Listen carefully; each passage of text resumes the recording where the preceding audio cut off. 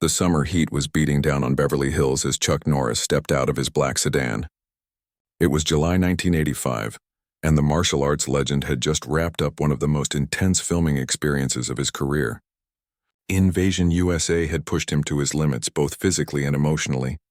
Now he was facing something that many action stars found even more challenging than performing their own stunts: a room full of reporters. The Beverly Hills Hotel had been transformed for the occasion. What was usually an elegant dining room now buzzed with activity. Camera crews were setting up their equipment, testing lights that would soon be blazing in Chuck's face. Sound technicians were adjusting their equipment, making sure every word would be captured clearly. The hotel staff moved around quietly, making sure everything was perfect for what they expected to be just another routine press conference. Chuck walked through the hotel lobby, his boots clicking softly on the marble floor. He was dressed simply: dark jeans, a plain shirt, and his signature beard neatly trimmed. Despite being one of the biggest action stars in Hollywood, he carried himself with a quiet confidence that didn't scream for attention. Hotel guests glanced his way, some recognizing him immediately, others simply noticing that someone important must be passing through.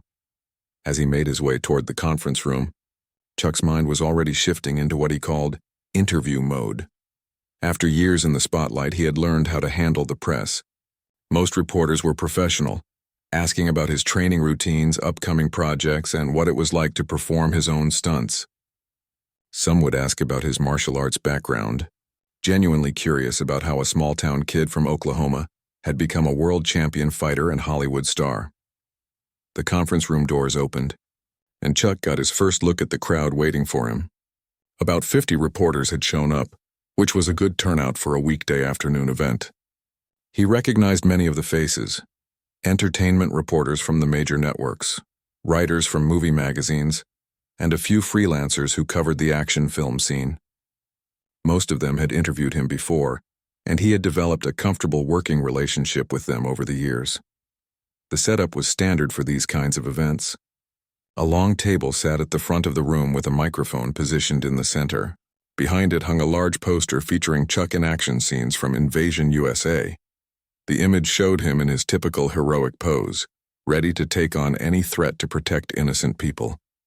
It was the kind of larger-than-life image that had made him famous, but Chuck had always been more comfortable with the quiet moments between the action. As Chuck took his seat, the room gradually quieted down. Cameras started rolling and photographers began snapping pictures. The familiar ritual of a Hollywood press conference was beginning. The studio's publicity director, a woman named Patricia who had been handling Chuck's press for 3 years, stepped up to introduce him. She had seen him handle hundreds of these events, and he never failed to impress her with his professionalism and genuine warmth toward the press. "Ladies and gentlemen," Patricia began, "thank you all for coming out this afternoon. I know Chuck is excited to talk about his latest film and answer your questions." She gestured toward the action star, who gave a small nod and a slight smile to the assembled reporters. It was a smile that had become his trademark, not flashy or Hollywood fake, but genuine and approachable. Chuck leaned forward to the microphone, his voice carrying easily through the room. "Good afternoon, everyone. Thanks for being here. I know you all have deadlines to meet, so let's get started." It was typical Chuck, straight to the point, no unnecessary drama or self-promotion. He had learned early in his career that reporters appreciated when celebrities didn't waste their time with long speeches or obvious publicity talking points. The first few questions came from familiar faces. A reporter from Entertainment Tonight asked about the physical demands of the new film. Chuck explained how he had trained for months to prepare for the role, working with military advisors to make sure the action sequences looked realistic. Another reporter asked about working with the film's director, and Chuck praised the man's vision and attention to detail. As the questions continued, Chuck began to relax. This was going exactly as he had expected: professional questions, straightforward answers, and the kind of mutual respect that made these events productive for everyone involved. He talked about his preparation for the role, the message he hoped the film would send to audiences, and his plans for future projects. The photographers were getting good shots. The camera crews were capturing usable footage, and everyone seemed satisfied with how things were going. But in the third row, One reporter was growing increasingly frustrated. While his colleagues were asking what he considered softball questions, he had come prepared for something very different. He had spent weeks researching Chuck Norris, looking for weaknesses, controversies, or angles that other reporters had missed. He believed that his job wasn't to help promote movies or make celebrities look good.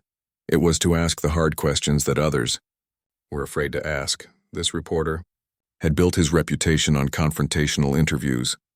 He was known throughout Hollywood as someone who could make even the most media-trained stars lose their composure. His editor had sent him to this press conference with specific instructions. Find a way to create a moment that would generate headlines and sell magazines. Playing nice with celebrities wasn't going to accomplish that goal. As Chuck continued answering questions about his film, the atmosphere in the room remained positive. Other reporters were nodding along with his answers, some even laughing at his occasional dry humor. The studio executive sitting along the side wall looked pleased with how smoothly everything was going. This was exactly the kind of positive press coverage they had been hoping for when they scheduled the event. The hotel staff had positioned themselves discreetly around the room, ready to assist if needed but staying out of the way of the cameras. They had hosted hundreds of these events over the years, and this one seemed to be going perfectly according to plan. The air conditioning was working well despite the hot lights. The microphone was picking up every word clearly, and there had been no technical difficulties. Chuck glanced at his watch. They had been going for about 20 minutes, which meant they probably had another 10 or 15 minutes before Patricia would start wrapping things up. He was feeling good about how the interview was going. The questions had been fair, and he felt like he had been able to give the reporters the kind of material they needed for their stories. It looked like this would be one of those rare press conferences where everyone left happy. But as his eyes scanned the room, Chuck noticed something that made him pause for just a moment. In the third row, one reporter was sitting differently than the others. While most of the press corps was leaning forward, engaged with the conversation, this particular man was leaning back in his chair with his arms crossed. There was something about his posture and expression that suggested he wasn't satisfied with the direction the interview was taking. Chuck had learned to read body language during his years of martial arts training, and something about this reporter's demeanor struck him as unusual. But he pushed the thought aside and focused on the next question, which came from a friendly reporter who wanted to know about his upcoming training seminar for law enforcement officers. It was the kind of question that allowed Chuck to talk about something he was genuinely passionate about, using his skills to help people who risked their lives to protect others. As Chuck answered that question, he had no idea that the next few minutes would create a moment that people would still be talking about decades later. The press conference was about to take a turn that would surprise everyone in the room, including Chuck himself. The reporter in the third row had been waiting for his moment, and his patience was running thin. His name was Jake Morrison, and at 32 years old he had already earned a reputation as one of the most aggressive entertainment journalists in Los Angeles. While other reporters were content to ask polite questions about upcoming projects and training routines, Jake saw himself as someone who cut through the Hollywood nonsense to get to the real story. Jake worked for a magazine called Celebrity Truth, which specialized in controversial exposés and confrontational interviews. His editor had made it clear that their readers were tired of puff pieces that made every star look like a saint. They wanted drama, conflict, and the kind of explosive moments that would make people grab the magazine off the newsstand. Jake had built his career on delivering exactly that kind of content. Sitting in his chair, Jake watched Chuck Norris handle question after question with what he considered boring professionalism. The action star was polite, thoughtful, and gave detailed answers that provided exactly what the mainstream press wanted. But Jake wasn't interested in hearing about training routines or working with directors. He had come here with a specific plan, and he was growing impatient waiting for his turn to execute it. Jake had spent 3 weeks preparing for this moment. He had watched every Chuck Norris movie, read every interview the star had given, and researched every aspect of his career. What he had discovered was an action star who seemed almost too good to be true. Chuck was known for his charity work, his respectful treatment of fans, and his reputation for being one of the most professional actors in Hollywood. To Jake, this squeaky clean image was exactly the kind of thing that needed to be challenged. In Jake's view, every celebrity had a breaking point. He had seen tough guys crumble under pressure, watched smooth talkers lose their composure, and witnessed supposedly unflappable stars explode in anger when pushed the right way. His specialty was finding that pressure point and pushing until something interesting happened. He believed that the real person only emerged when the carefully constructed public image was stripped away. The magazine had given Jake specific instructions for this assignment. His editor wanted him to get Chuck Norris to lose his temper, to show some crack in the calm, collected facade that had made him famous. "Nobody's that nice," his editor had said during their planning meeting. "Find out what makes him angry, and we'll have a story that every other magazine will wish they had gotten." Jake had developed his confrontational style over years of covering Hollywood. He had started as a legitimate entertainment reporter, asking the same kinds of respectful questions as everyone else. But he quickly discovered that those stories got buried in the back pages, while the controversial pieces made it to the cover. Conflict sold magazines, and Jake had become very good at creating conflict where none existed before. His technique was carefully calculated. He would research his targets thoroughly, looking for any weakness or sensitivity that he could exploit. Then he would wait for just the right moment in an interview to strike, usually when the celebrity was feeling comfortable and relaxed. The element of surprise was crucial to his method. If stars knew what was coming, they could prepare their defenses. But if he caught them off guard, their true reactions would show. Over the years, Jake had made several celebrities storm out of interviews, gotten others to make statements they later regretted, and created enough controversy to keep his magazine's circulation growing steadily. He took pride in his ability to get reactions that other reporters couldn't, even if it meant burning bridges with publicists and being banned from certain events. In his mind, he was doing real journalism while everyone else was just doing publicity work for the studios. As he sat in the Beverly Hills Hotel that afternoon, Jake was reviewing his strategy one more time. He had identified what he believed was Chuck Norris's biggest vulnerability: his movies. While Chuck was respected as a martial artist and admired as a person, his films were often criticized by serious movie critics as being too simple, too violent, or too formulaic. Jake had read dozens of negative reviews and had crafted what he thought would be the perfect attack. His plan was to publicly humiliate Chuck by attacking not just his movies, but his entire contribution to American culture. Jake believed that if he could make the attack personal and insulting enough, even the famously calm Chuck Norris would lose his composure. The goal was to get Chuck to either explode in anger or say something defensive that would make him look bad. Either reaction would give Jake the explosive story his magazine was looking for. Jake had timed his question carefully. He had noticed that press conferences usually followed a predictable pattern. The first questions were always softballs from friendly reporters, designed to warm up the celebrity and get some basic promotional material. Then came more specific questions about the project being promoted. Finally, toward the end, there might be a few more challenging questions, but usually nothing too controversial. Jake planned to break that pattern by launching his attack when Chuck least expected it. Looking around the room, Jake felt confident in his plan. The other reporters were clearly satisfied with the standard promotional material they were getting. None of them seemed prepared to ask the kind of hard-hitting questions that Jake specialized in. They were all playing it safe, which meant his confrontational approach would stand out even more dramatically. Jake had brought a small notebook with him, and he glanced down at the questions he had written out in advance. He had practiced them several times to make sure he could deliver them with just the right tone, aggressive enough to provoke a reaction, but not so obviously hostile that other reporters would think he had crossed a professional line. It was a delicate balance, but one he had mastered over years of practice. As the press conference continued, Jake noticed that Chuck seemed completely relaxed. The action star was leaning back in his chair, smiling occasionally at reporters' questions and giving thoughtful answers that showed he was genuinely engaged with the process. To Jake, this relaxed state was perfect. The more comfortable Chuck felt, the more shocking his attack would be. Jake also observed the other people in the room. The studio executives looked pleased with how smoothly everything was going. The publicist was taking notes and nodding approvingly at Chuck's answers. The camera crews were getting good footage, and the photographers seemed satisfied with their shots.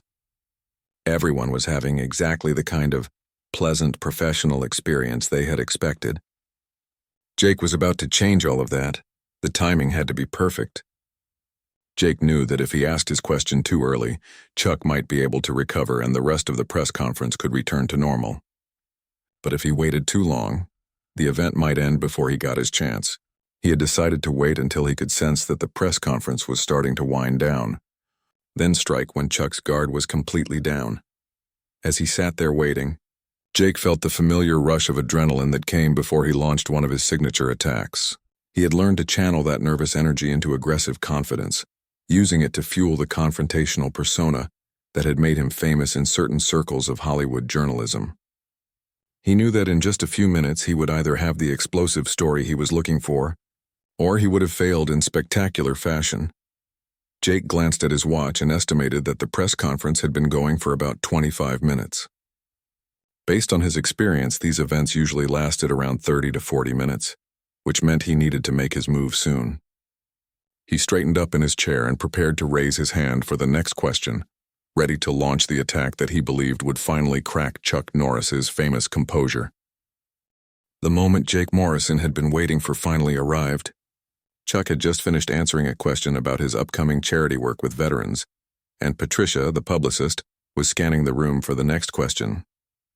Jake's hand shot up immediately and he half stood from his chair to make sure he was noticed. His heart was pounding, but years of confrontational journalism had taught him to channel that nervous energy into aggressive confidence. "Yes. You in the third row," Patricia said, pointing to Jake.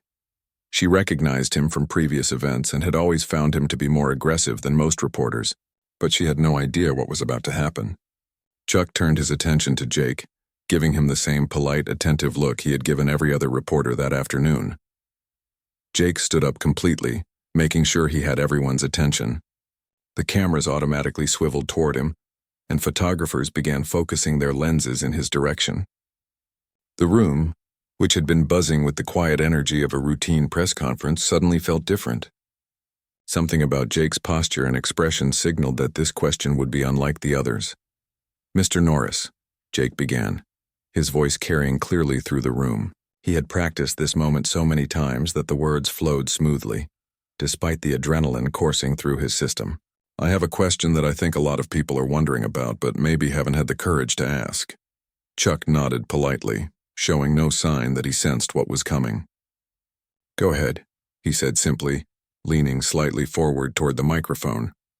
His body language was open and receptive, exactly the way it had been for every other question that afternoon.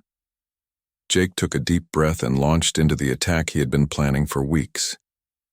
"Your movies are nothing but mindless violence marketed to people who can't appreciate real cinema.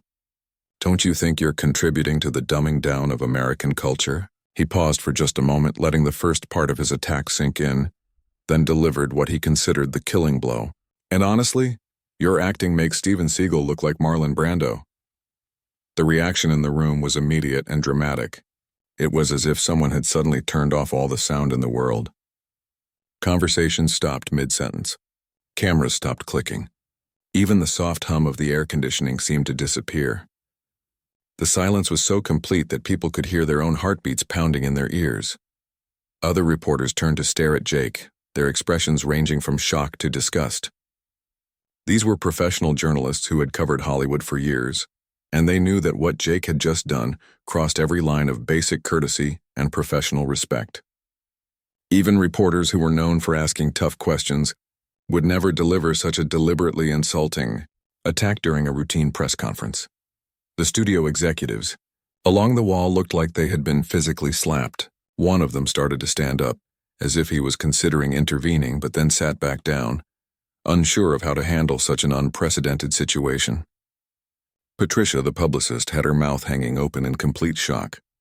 In 20 years of handling press events, she had never witnessed anything like this. The camera operators, despite their surprise, continued rolling. Their professional instincts told them that whatever happened next would be significant, and they needed to capture every moment. Photographers started taking pictures rapidly, documenting what they sensed would become a historic moment in Hollywood press conference history. Jake remained standing, looking directly at Chuck with an expression that mixed challenge and anticipation. He had delivered his attack exactly as planned, and now he was waiting to see if his strategy would work. Would Chuck explode in anger? Would he storm out of the room? Would he say something defensive that could be used against him later? Jake was prepared for any of these reactions, and his notebook was ready to capture whatever happened next. But as the seconds ticked by, something unexpected began to happen. Chuck didn't explode. He didn't stand up to leave. He didn't even change his expression. Instead, he sat perfectly still, looking directly at Jake with the same calm, measured gaze he had maintained throughout the entire press conference. It was as if the insult had bounced off him completely. The silence stretched on, becoming more uncomfortable with each passing second. Jake had expected an immediate reaction, and the lack of response was throwing off his timing. He had prepared for anger, defensiveness, or confusion, but he hadn't prepared for this complete stillness. Chuck's face showed no emotion at all, not anger, not hurt, not even surprise. It was as if he was carefully considering something, but what that something might be was impossible to guess. Other reporters began shifting uncomfortably in their seats. They had come to a routine press conference expecting to ask standard questions about an action movie, and instead, they were witnessing what felt like a public execution attempt. The atmosphere in the room had become so tense that several people were holding their breath without realizing it. Jake started to feel the first hints of uncertainty creeping into his confidence. In all his years of confrontational journalism, he had never encountered a reaction quite like this. Usually, his targets would respond immediately, either with anger or with some kind of defensive statement that he could use in his story. But Chuck's complete stillness was creating a situation that Jake hadn't anticipated. The hotel staff, positioned discreetly around the room, exchanged worried glances. They had hosted thousands of events over the years, but they had never seen anything quite like this. The tension in the room was so thick that it felt like something might explode at any moment, but they had no idea what they should do about it. Patricia finally found her voice and started to speak. "Perhaps we should move on to the next question," she said, her voice shaky with nervousness. But Chuck held up one hand slightly, a gentle gesture that asked for more time. He still hadn't taken his eyes off Jake, and his expression remained completely calm. The silence continued for what felt like an eternity, but was probably only 30 or 40 seconds. To everyone in the room, it felt much longer. The tension was becoming almost unbearable. Jake was beginning to sweat, not from the hot lights, but from the growing realization that his carefully planned attack might not be working the way he had intended. Chuck's stillness was more unsettling than any angry outburst could have been. There was something almost zen-like about his composure, as if he was drawing on some inner strength that allowed him to remain completely unaffected by the vicious personal attack. It was the kind of calm that comes from years of martial arts training, where learning to control one's emotions is just as important as learning to control one's body. Jake found himself in an increasingly uncomfortable position. He was still standing, waiting for some kind of response that would justify his attack. But the longer Chuck remained silent, the more Jake began to look like the aggressor in the situation. The other reporters were clearly on Chuck's side, and Jake could feel their disapproval radiating toward him. Finally, after what seemed like forever, Chuck leaned forward slightly toward the microphone. The movement was small, but in the absolute silence of the room it seemed to echo like thunder. Everyone held their breath, waiting to hear what the action star would say in response to such a deliberate and public humiliation. Jake straightened up, preparing for whatever was about to come. He still believed that he had succeeded in provoking Chuck, and that the response would give him the explosive story he was looking for. He had no idea that Chuck's response would be unlike anything he had ever heard before, and that it would change the entire trajectory of his career. The silence in the Beverly Hills hotel conference room had become so profound that it felt like the entire world was holding its breath. Chuck Norris sat motionless at the front table, his hands resting calmly on the surface, his eyes fixed steadily on Jake Morrison. The attack had been delivered, the insult had landed, and now everyone was waiting to see how one of Hollywood's most respected action stars would respond to such a deliberate and public humiliation. Jake remained standing in the third row, but his initial confidence was beginning to crack.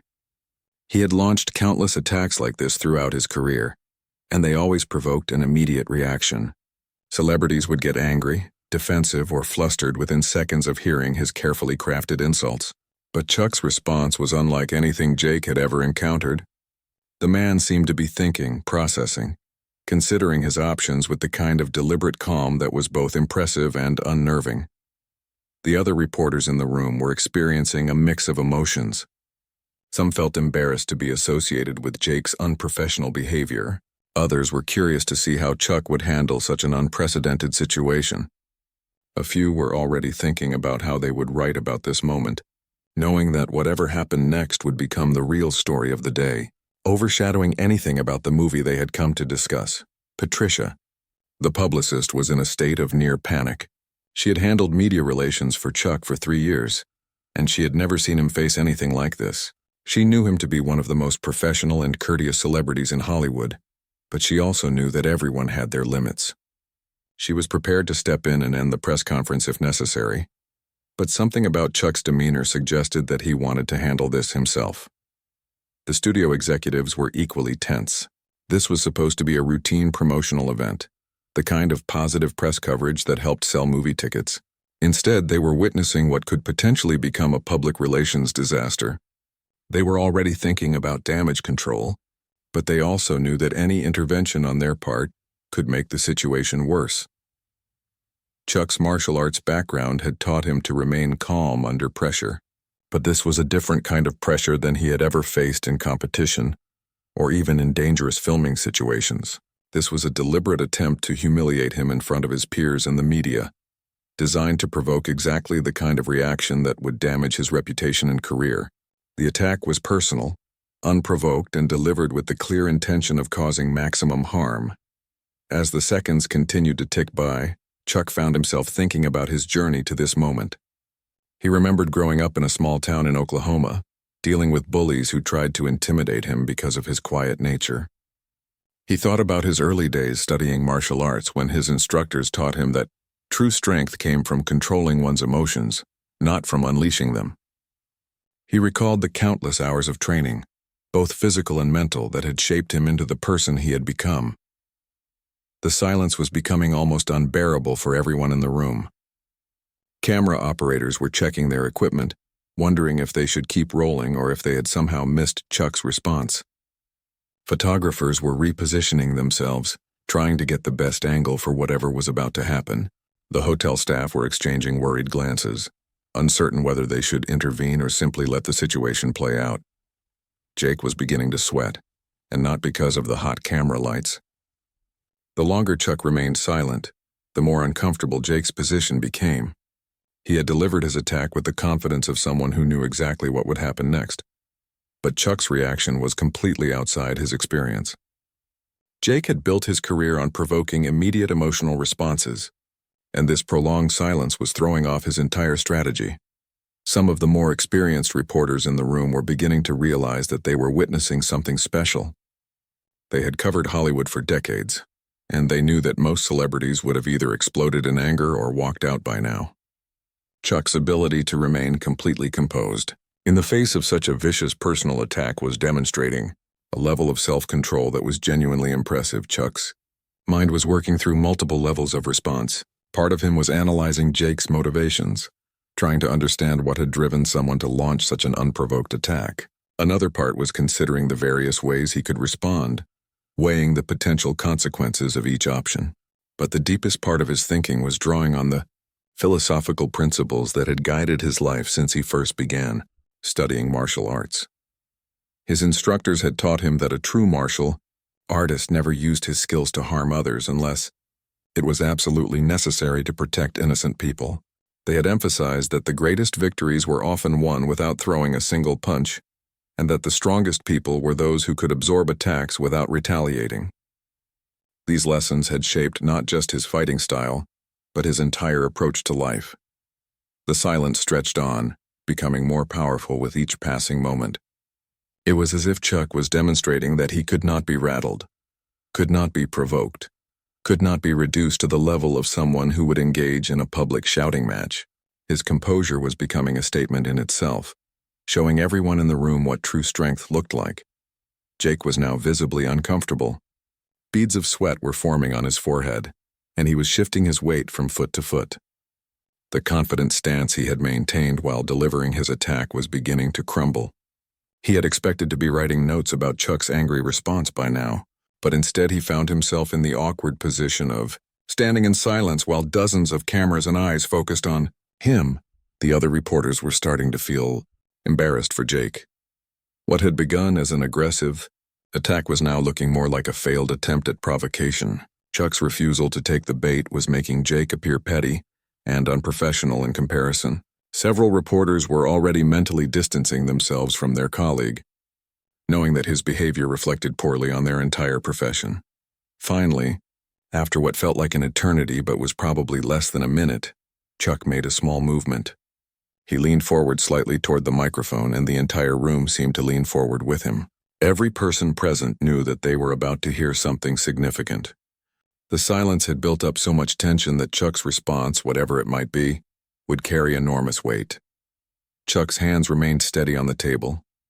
His expression was still calm, but there was something in his eyes that suggested he had reached a decision. He had processed Jake's attack, considered his options, and chosen his path forward. What he was about to say would not only respond to Jake's insult, but would also demonstrate the principles that had guided his entire life and career. The moment of truth had arrived. Chuck Norris finally leaned forward to the microphone, and his first words completely caught everyone off guard. His voice was quiet, measured, and carried none of the anger or defensiveness that Jake Morrison had expected to provoke. Instead, there was something almost gentle about his tone, as if he was having a conversation with a friend rather than responding to a public attack. "You know what, Jake?" Chuck said, and the use of the reporter's first name sent a ripple of surprise through the room. Somehow, despite never having met him before, Chuck had learned Jake's name. Perhaps he had heard other reporters talking, or maybe Patricia had mentioned it during the introductions. But the personal touch immediately changed the dynamic of the situation, making it feel less like a confrontation and more like a direct conversation between two people. Jake felt a chill run down his spine when he heard his name. He had expected anger, defensiveness, maybe even a walkout, but he hadn't expected this kind of personal acknowledgement. The way Chuck said his name wasn't threatening or sarcastic. It was almost kindly, which somehow made it more unsettling than any angry response could have been. "You're absolutely right about one thing," Chuck continued, his voice still calm and controlled. "My movies aren't Shakespeare." A few people in the room might have expected this admission to be delivered with bitterness or defensiveness, but instead Chuck seemed genuinely comfortable acknowledging the criticism. There was no trace of wounded pride or ego in his voice. The admission surprised everyone, including Jake. In all his years of confrontational journalism, Jake had rarely encountered someone who would simply agree with part of a harsh critique without trying to defend themselves. Most celebrities would immediately launch into explanations about the artistic merit of their work or the challenges of their industry, but Chuck was taking a completely different approach. "But here's what they are," Chuck said, and now his voice began to gain strength without losing its measured tone. "They're stories about standing up to bullies, protecting the innocent, and never backing down from what's right." He paused for a moment, letting his words sink in. "If that's contributing to the dumbing down of America, then I'm proud to be guilty." The response was unexpected in every way. Chuck hadn't denied Jake's characterization of his movies as simple or formulaic. Instead, he had reframed the entire discussion by focusing on the values his films promoted, rather than their artistic sophistication. He was essentially saying that he would rather make movies that taught good values than movies that impressed critics, but offered nothing positive to audiences. Jake found himself in an uncomfortable position.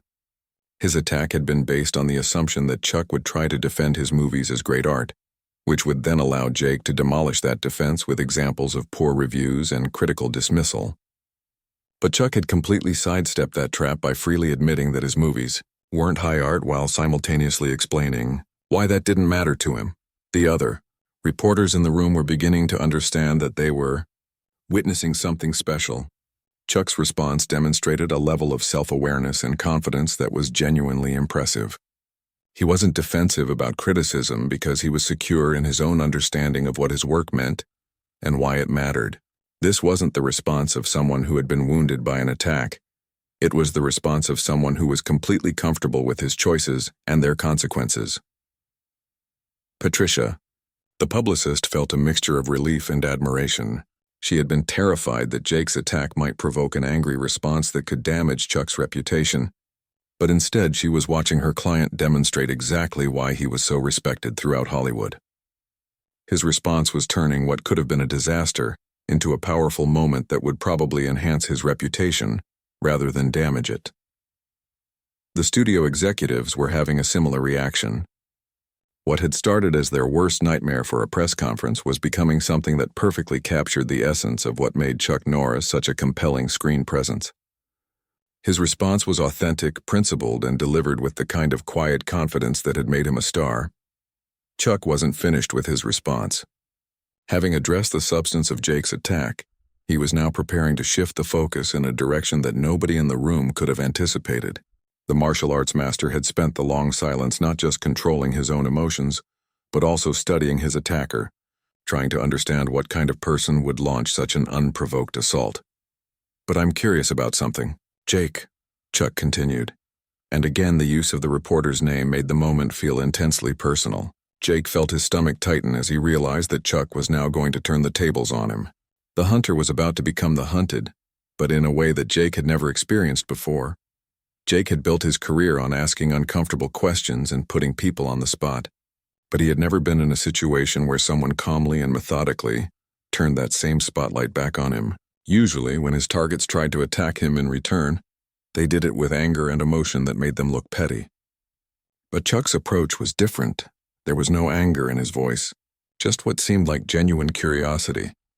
The room seemed to collectively hold its breath again as everyone waited to hear what Chuck's curiosity had led him to wonder about Jake. The reporter who had started this confrontation was now clearly the one under examination, and everyone present could sense that Chuck was about to deliver something that would be even more powerful than his initial response.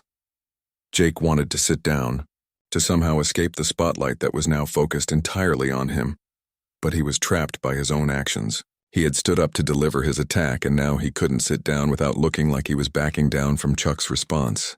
He was stuck standing there, becoming increasingly uncomfortable, while Chuck prepared to demonstrate what a real masterclass in handling confrontation looked like. The cameras were rolling, capturing every moment of this unprecedented exchange. The photographers were working rapidly, documenting what they knew would become a historic moment in Hollywood press conference history. Everyone in the room understood that they were witnessing something special, something that would be talked about and analyzed for years to come. Chuck's response had already exceeded everyone's expectations, but as he prepared to continue, it became clear that he wasn't done yet. The martial arts legend was about to deliver a lesson in dignity, strength, and human decency that would leave everyone in the room, especially Jake Morrison, with a new understanding of what real power looked like. Chuck Norris continued speaking, his voice gaining strength but never losing the measured control that had characterized his entire response. What came next would shift the entire dynamic of the confrontation in a way that nobody in the room could have predicted. Instead of attacking Jake Morrison in return, Chuck was about to do something far more powerful. He was going to hold up a mirror.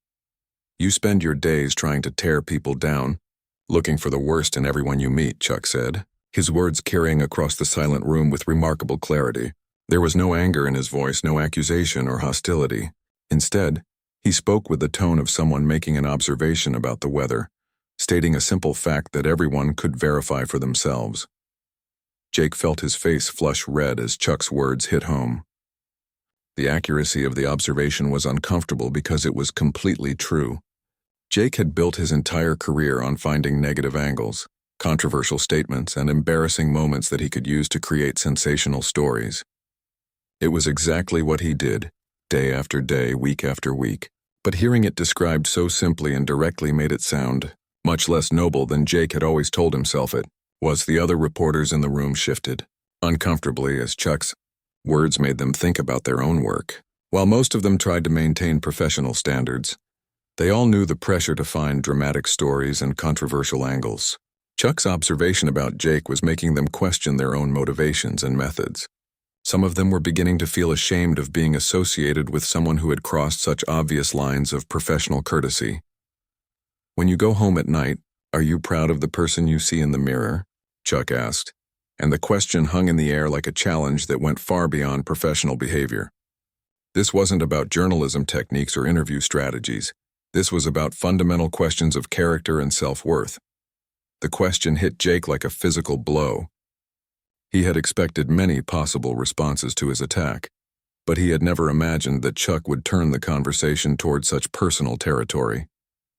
Jake realized that he didn't have a good answer to the question, which was itself deeply unsettling.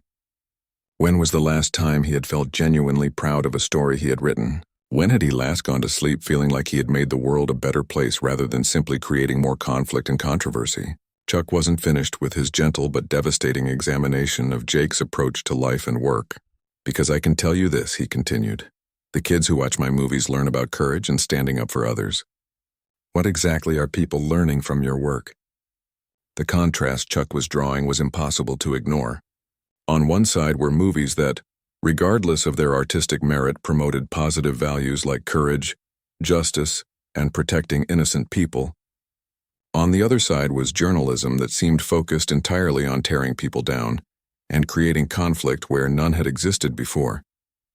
The comparison made Jake's work seem not just unprofessional, but actively harmful to society. Jake found himself thinking about the children and teenagers who might read his articles. What were they learning from his approach to dealing with other people? What kind of example was he setting about how to treat others, especially those who were trying to do positive things in the world? For the first time in years, Jake was forced to confront the possibility that his work wasn't just morally neutral entertainment, but actually contributed to making the world a meaner, more cynical place. The silence in the room had returned, but this time it felt different. Instead of the tense anticipation that had followed Jake's attack, this silence felt contemplative, almost meditative. Chuck had created a moment where everyone present was forced to think about deeper questions than they had expected to encounter at a routine movie press conference. Patricia, the publicist, was amazed by what she was witnessing. She had worked with many celebrities over the years, and she had seen various approaches to handling hostile reporters. Some stars would get angry and create scenes that dominated the next day's headlines for all the wrong reasons. Others would deflect with humor or simply refuse to engage. But she had never seen anyone respond to a vicious personal attack by turning it into a thoughtful examination of character and values. The studio executives were having a similar reaction. They had been prepared for damage control, but instead they were watching Chuck demonstrate exactly why he was such a valuable representative for their company. His response wasn't just handling the situation, it was elevating everyone in the room to think about bigger and more important questions than they had when they walked in. Chuck's approach was revealing something important about his character that went beyond his public image as an action hero. The calm way he was handling this confrontation showed that his strength wasn't just physical, but mental and emotional as well. He was demonstrating the kind of inner peace and self-confidence that could only come from years of serious self-reflection and personal development. Jake was experiencing something he had rarely felt in his professional life: a genuine shame, not embarrassment at being caught in a mistake or frustration at having a strategy fail, but actual shame at the realization that his behavior was hurting other people without any corresponding benefit to society. Chuck's questions were forcing him to confront the possibility that he had spent years of his life pursuing a career path that was fundamentally destructive. The other reporters were watching this exchange with fascination and growing respect for Chuck. They were seeing a masterclass in how to handle confrontation with dignity and grace. Instead of descending to Jake's level or responding with equal hostility, Chuck was elevating the entire conversation to a level where real communication and understanding might be possible. Some of the photographers had stopped taking pictures, too absorbed in the moment to remember their professional duties. The camera operators continued rolling, but they too seemed mesmerized by what they were witnessing. This wasn't just a celebrity handling a difficult reporter. This was a demonstration of wisdom and emotional maturity that was genuinely inspiring to watch. Chuck paused for a moment, allowing his questions to sink in fully. He could see that his words were having an impact not just on Jake, but on everyone in the room. But he wasn't finished yet. The martial arts master had one more thing to say, something that would complete his response and demonstrate a level of grace that would leave everyone present with a lasting lesson about the true meaning of strength. The room remained in that profound silence as Chuck Norris prepared to deliver what would become the most memorable part of his response.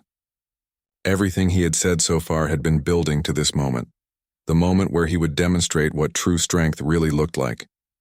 His voice, when he spoke again, carried a weight that seemed to reach every corner of the Beverly Hills Hotel conference room.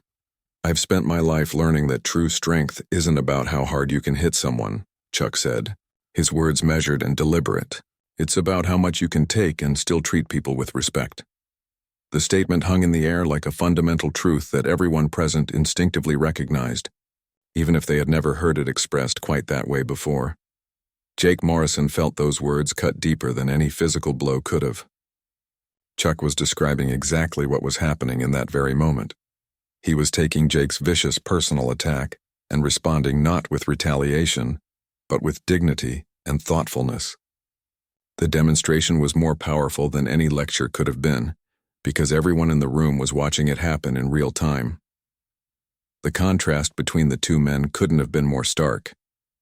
Jake had used his position and platform to launch an unprovoked attack, designed to humiliate and harm someone who had done nothing to deserve it.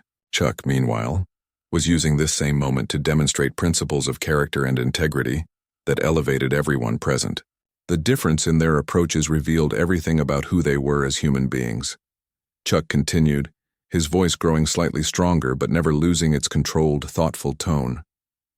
"You came here today trying to hurt me in front of all these people, and instead of fighting back, I'm going to do something that might surprise you." He paused, and in that pause everyone in the room leaned forward slightly, sensing that something extraordinary was about to happen. Jake found himself holding his breath. After everything that had just occurred, he had no idea what Chuck might say next. The action star had already surprised him at every turn, responding to aggression with wisdom, to insults with thoughtfulness, and to personal attacks with genuine curiosity about Jake's motivations. What could possibly come next? The other reporters were equally captivated.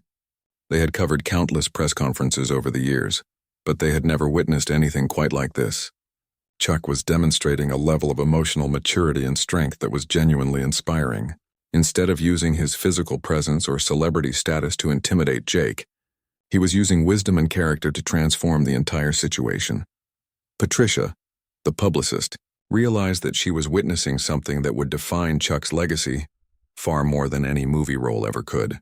This moment was revealing the true character of the man she had worked with for 3 years, showing everyone present why he was so universally respected throughout Hollywood. His response was becoming a masterpiece of human decency. The studio executives had completely forgotten about their concerns regarding damage control. Instead, they were watching Chuck handle this crisis in a way that was actually enhancing his reputation and demonstrating exactly why he was such a valuable representative for their company. His response was going to generate far more positive publicity than any routine promotional interview could have achieved. Chuck took a breath and delivered the words that would echo in that room and beyond for years to come. "I forgive you." The simplicity and power of those 3 words created a moment that seemed to stop time itself. Jake felt his knees weaken as the full impact of Chuck's statement hit him. After launching such a vicious and unprovoked attack, after trying to humiliate Chuck in front of dozens of people and cameras, Jake was being offered forgiveness instead of retaliation. It was perhaps the most devastating response possible, because it revealed the enormous difference in character between the two men. Jake had tried to tear Chuck down, and Chuck had responded by lifting everyone up, including Jake himself. The forgiveness wasn't conditional or sarcastic. It was genuine and immediate, offered without any expectation of apology or changed behavior. The other reporters in the room felt a collective emotional impact from those words. Several of them found themselves fighting back tears, moved by the demonstration of grace and dignity they had just witnessed. They had come to a routine press conference expecting to ask questions about an action movie, and instead they had received a lesson in human decency that would stay with them for the rest of their lives. But Chuck wasn't quite finished. He had one more thing to say, something that would complete his response and leave everyone in the room with a lasting message about the kind of person they wanted to be. "And I hope someday you find something better to do with your talent than trying to tear others down." Those final words contained no judgment or condemnation, just a genuine expression of hope for Jake's future. Chuck was acknowledging that Jake clearly had abilities. He was intelligent, articulate, and capable of crafting pointed questions that could provoke strong reactions. But Chuck was expressing hope that those talents could be redirected toward more constructive purposes. Jake felt something break inside him as he heard those words. Chuck was treating him with more kindness and respect than Jake had shown to countless interview subjects over the years. The action star was demonstrating exactly the kind of character that Jake had spent his career trying to tear down in others, and the contrast was overwhelming. The room remained silent as everyone processed what they had just witnessed. Chuck had taken what should have been a devastating personal attack and transformed it into a demonstration of everything that was good about human nature. He had shown that strength wasn't about dominating others, but about lifting them up. He had proven that true power came from character, not from the ability to inflict harm. Jake was still standing, but he looked like a man who had been completely deflated. His confident posture had crumbled, his aggressive stance had melted away, and he appeared to be struggling with emotions he hadn't expected to feel. The attack he had planned so carefully had backfired in the most complete way possible, not because Chuck had destroyed him in return, but because Chuck had responded with such grace that Jake was forced to confront the ugly reality of his own behavior. The silence continued as everyone in the room absorbed the magnitude of what had just occurred. They had witnessed something rare and precious, a perfect example of how to respond to cruelty with kindness, to hatred with love, and to attack with forgiveness. It was a lesson that would stay with everyone present for the rest of their lives. Jake Morrison sat down heavily in his chair, his face pale and his hands trembling slightly. The confident, aggressive reporter who had stood up to deliver his attack just minutes earlier seemed to have completely disappeared, replaced by someone who looked deeply shaken and uncertain. He fumbled for his notebook but made no attempt to write anything down. Instead, he just stared at the blank page, appearing lost in thought about what had just transpired. The silence that followed Chuck's final words seemed to stretch on forever. But gradually, one person in the room began to clap. It started slowly, tentatively, as if the reporter wasn't sure whether applause was appropriate in such a moment. But then another person joined in, and another, until the entire room erupted in spontaneous applause that grew louder and more enthusiastic with each passing second. The applause wasn't just appreciation. For Chuck's handling of a difficult situation, it was recognition of something much deeper. Everyone present had witnessed a demonstration of character that was genuinely inspiring. They had seen what true strength looked like, what real wisdom sounded like, and what authentic grace could accomplish even in the most challenging circumstances. Patricia, the publicist, was clapping enthusiastically while wiping tears from her eyes. In 20 years of handling celebrity press events, she had never seen anything that moved her as deeply as Chuck's response to Jake's attack. She knew that this moment would be talked about throughout Hollywood for years to come, not because of any controversy or conflict, but because of the extraordinary display of human decency they had all witnessed. The studio executives were on their feet, applauding with genuine emotion. What had started as their worst nightmare for a press conference had become something that perfectly captured everything they admired about Chuck Norris as both a performer and a person.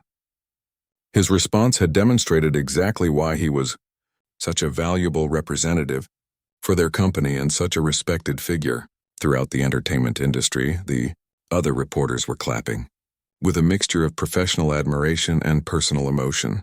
They had seen a masterclass in how to handle confrontation with dignity and grace. Many of them were already thinking about how they would write about this moment, knowing that it would become one of the most memorable press conference stories of their careers. As the applause continued to build, Jake Morrison remained seated, looking increasingly uncomfortable. The ovation was clearly for Chuck's response to his attack, which made Jake's presence in the room awkward and painful. He had come to the press conference intending to create a moment that would damage Chuck's reputation. But instead he had created a moment that elevated Chuck while making himself look petty and unprofessional. The applause reached its peak and gradually began to fade, but the emotional impact of the moment lingered in the room. People were looking at each other with expressions that mixed amazement, respect, and gratitude for having witnessed something so extraordinary. It was clear that everyone present understood they had seen something rare and special. Chuck remained seated throughout the applause, accepting it with the same quiet dignity he had shown throughout the entire encounter. He didn't smile triumphantly or look toward Jake with any sense of victory. Instead, he simply nodded his acknowledgement of the crowd's response, as humble in success as he had been gracious under attack. During the applause, Jake Morrison quietly gathered his belongings and slipped out of the room. He didn't make any dramatic exit or offer any parting words. He simply left, looking like a man who needed time alone to process what had just happened to him. Several reporters noticed his departure, but no one tried to stop him or follow him for a comment. Everyone understood that he needed space to deal with the emotional impact of Chuck's response. Patricia stepped forward as the applause finally died down, preparing to conclude the press conference. But Chuck held up his hand gently, indicating that he wanted to say one more thing. The room quieted immediately, everyone eager to hear what final thoughts the action star might have about what had just occurred. "I want everyone here to know that what just happened doesn't change anything about why we're here today," Chuck said, his voice warm and welcoming. "I'm still excited to talk about the movie, still happy to answer your questions, and still grateful that you all took time out of your busy schedules to be here with me." His ability to return to normal business after such an emotional moment demonstrated yet again his remarkable composure and professionalism. The remaining questions that followed were noticeably different in tone from those that had come before Jake's attack. The reporters seemed more respectful, more thoughtful, and more interested in having genuine conversations rather than just gathering material for their stories. Chuck's response to the confrontation had elevated the entire atmosphere of the room, making everyone present want to be better versions of themselves. As the press conference finally concluded, reporters lingered longer than usual, many of them approaching Chuck personally to thank him for what they had witnessed. Several mentioned that his response had given them a new perspective on how to handle difficult situations in their own lives. The event that was supposed to promote a movie had become something much more meaningful, a lesson in character and human decency. In the weeks that followed, the story of what happened at that press conference spread throughout Hollywood and beyond. Unlike typical entertainment industry gossip, this story was shared not because it was scandalous or controversial, but because it was genuinely inspiring. People told the story to their friends, their families, and their colleagues as an example of how to respond to conflict with grace and dignity. Jake Morrison, according to industry insiders who knew him, was profoundly affected by the encounter. Within 6 months, he had left Celebrity Truth magazine and eventually transitioned into a completely different career path. Those who knew him said that Chuck's response had forced him to reevaluate not just his professional methods, but his entire approach to dealing with other people. The forgiveness and hope that Chuck had offered him apparently planted seeds that grew into genuine, personal transformation. Chuck Norris never spoke publicly about the incident again, despite numerous requests from interviewers who wanted him to elaborate on his response or explain his philosophy. True to his character, he seemed to consider the matter closed once he had said his piece. He had demonstrated his principles through his actions, and that was enough for him. The press conference became legendary in Hollywood circles, referenced whenever people discussed how to handle difficult media situations or challenging personal encounters. It became a perfect example of how choosing grace over retaliation, wisdom over anger, and forgiveness over revenge could create outcomes that were far more powerful than any aggressive response could achieve. Years later, when people looked back on Chuck Norris's career, many would say that his response to Jake Morrison's attack revealed more about his true character than any movie role ever could. It was a moment that showed the world what real strength looked like, and it left everyone who witnessed it with a lasting example of the kind of person they wanted to be.